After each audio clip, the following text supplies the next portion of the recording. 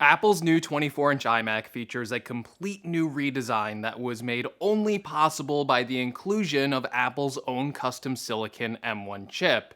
And now the M1 now spans from mobile products like the MacBook Air and iPad Pro all the way up to that bigger 24-inch desktop-sized computer. But is an iPad chip strong enough and capable enough to be inside of an iMac?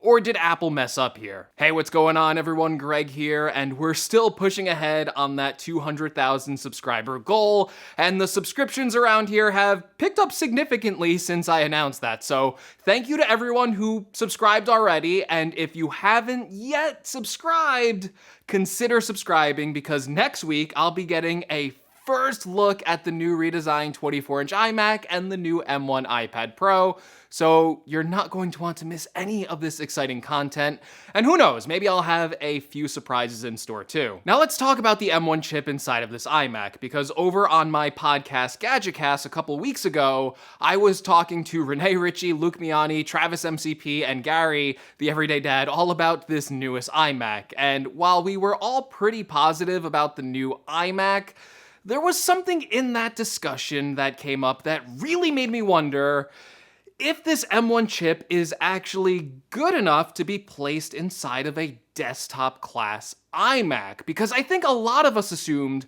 when we were first hearing rumors about the next generation of Apple Silicon Macs that the new 24-inch iMac would be part of product lines like the new 14 and 16-inch MacBook Pro and 32-inch iMac. And one of the hallmark features of those next generation of Macs would be the inclusion of a bumped up M1X or M2 chip. So when I was watching the announcement of the redesign of the iMac, I was a little surprised to see that Apple would be using the same exact M1 chip that's found on the rest of their entry-level lineup. And I think some of you were too, because while the M1 is a great processor and really shines on mobile products and smaller and cheaper desktops like the Mac Mini, is the M1 really good enough to be put in a full desktop?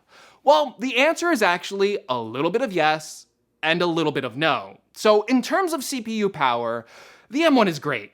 It's a great replacement for the Intel chipset that was previously powering the Intel-based iMacs because it outscores it on every single metric, and even the higher-end Intel configuration. So when you look at single-core performance, you can see that the M1 iMac is the fastest Mac available now in terms of single-core performance, scoring a 1736 in a Geekbench benchmark. Multi-core performance is also strong, a 7429 score, which is just in line with all of the other M1 computers, just slightly, and I mean slightly, edging out the Mac Mini. Now, if we compare that to the previous 21-inch Intel iMac, that's 78% faster than the base model Intel Core i3 and 42% faster than the maxed out Intel Core i7 in single core performance. In multi-core performance, we see a drastic jump of 120% increase in performance over that anemic i3 model, but a more modest bump up compared to the i7 multi-core performance,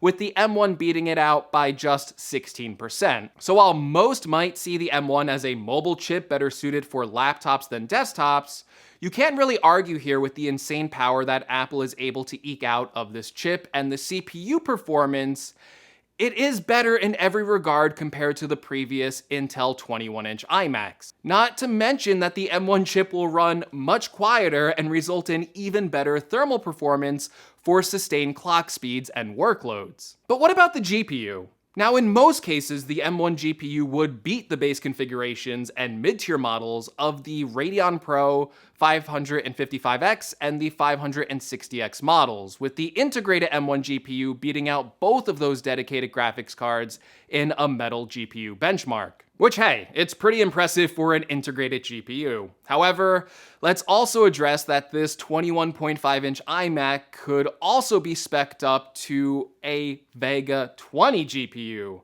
which is better than the M1 in that same metal benchmark. So while the M1 is going to be an improvement for most iMac customers, especially those buying the base model or mid-tier configurations, it still isn't as powerful as what you could get with the higher-end Vega 20. Now again, I think most consumers are going to benefit from the M1 chip, because I don't think most 21-inch iMac owners were upgrading to the Vega 20 anyway, but we should acknowledge that the M1 isn't infallible, and GPU performance for a desktop-class computer can still be considered a slight weakness. Furthermore, we should also acknowledge the limitations of I/O and memory on the new M1. Now, the M1 is super optimized and 16 gigabytes of unified memory seems to be pretty much fine for most users.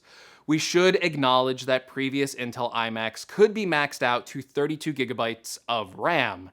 And when we're talking about port selection, we know one of the biggest drawbacks with the M1 chip seems to be the limitations of bandwidth, because it only allows for a limited amount of I/O, because the M1 iMac, the base model, only has 2 Thunderbolt ports, and you have to spend an extra $200 to get an iMac with 2 more USB-C ports. Now, to be fair, there is an Ethernet adapter in the power brick on mid-tier models and above, and you can spend an extra $30 on the base model to have that included. But compared to the older 21-inch iMac, we can see there was much more bandwidth for additional ports. It came with 4 USB-A ports, 2 Thunderbolt ports, an Ethernet port, and an SD card slot built right into the iMac. And if you wanted to hook up 2 more 4K external displays to that 21-inch iMac, you could. While on the M1 iMac, you are always limited to just 1 additional external display, no matter what the resolution is. So while the M1 is equipped with a better CPU and a better GPU in most regards, there's still some drawbacks to it that don't really lend itself to what you would expect out of the feature set of a desktop computer. And these limitations and weaknesses of the M1 chip are something I want to see fixed and addressed in the future versions of either the M1X or M2 chip. However, let's address the question I posed at the start of this video. Is the M1 good enough for this 24-inch iMac?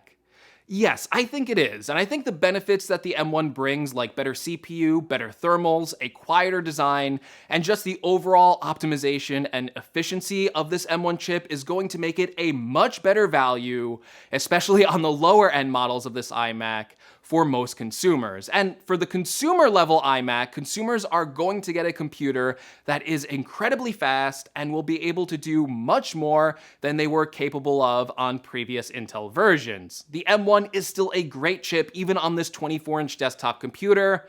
However, I also think that this is the upper limit of what the M1 is capable of, and this is the highest end computer that Apple can put the M1 into, in my opinion. For example, if Apple comes out with a redesigned 32-inch iMac or 16-inch MacBook Pro with an M1 chip, well, I think at that point the chip wouldn't be good enough. It would start to lose out on multi-core performance compared to previous Intel chips, something the M1 has yet to do, and I think the sacrifice in GPU performance would be too much for higher-end pro machines. Not only would the performance start to teeter out at the higher-end price range, but also the lack of ports and the ability to hook up more than 1 external display with the limitations of 16 gigabytes of memory.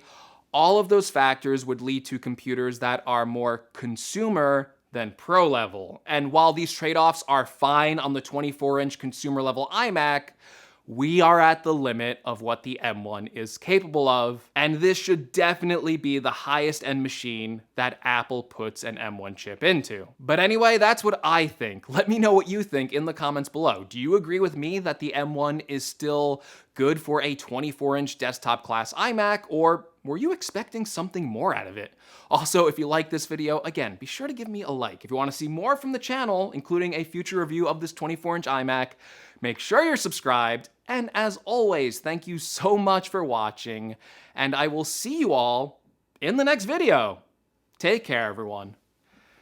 Was this like, what do you think? Was this like, was that a good outfit? The whole the whole t-shirt and the blazer thing. I kind of had the bacon neck going on there. Picking out outfits for a video is hard sometimes. So I went with this. Call it whatever you want. You can call it the Liam Neeson look. You can call it the Larry David look. Just don't call me late for dinner. End of the video.